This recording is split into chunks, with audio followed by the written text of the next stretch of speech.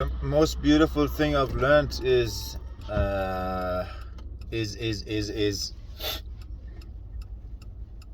you can make any work enjoyable, and you can make any okay, you can make any boring job enjoyable, any boring work enjoyable. You can also make the most exciting job boring. All right, so let me explain. If you are a stunt artist, right, and you jump off a building for a living, but you have done it for so long and you're just tired of it, your body aches, and your focus is on, oh, fuck, I don't want to do this anymore. I'm tired. It doesn't even pay the mortgage. I don't know how much you guys get paid, probably a lot, but more than I do. But because you're risking your life, right? And you should, so, you rightfully should get more. But if you start feeling like, I made the money, I paid off the house, now why am I doing this with my life? Like, I don't want to get hurt, stuff like that. And the most exciting job as something as like being a stuntman now has become something mundane, something you keep nagging at it, you're tired of it, you don't want to do it anymore, right? And you have to probably move locations. They take me away from my kids, I have to go to different sets to do different scenes. And I was in Europe the other month. Now I'm in Middle East or somewhere, we're shooting a movie, right? Most exciting, someone that would look out from the outside and be like, oh my God, like a stuntman. Yeah, I don't want to be stuck in an office. I want to be a stuntman. Such something that is very exciting. You just made it really boring, really agonizing. Let me give you another example. A job like teaching high school. I don't know. Listen, I'm not trying to stereotypical teachers in Australia. I am one myself.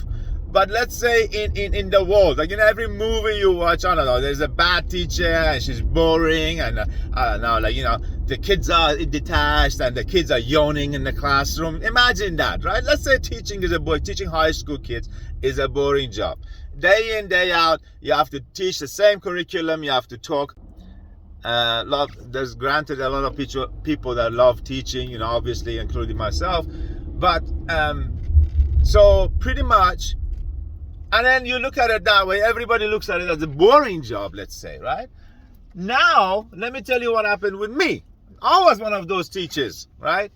That I found it a little tedious, going in a classroom, teaching the same curriculum over and over, same thing, blah, blah, blah. But now, recently, I have found a new love for teaching. Why? Because I don't teach the same class like twice, ever. That's at least my aim, ever. Like, I would never teach it the same because I teach math. So I start whatever I'm teaching, right? It's a proportion I'm teaching, it's a fractions I'm teaching, whatever I'm teaching, right?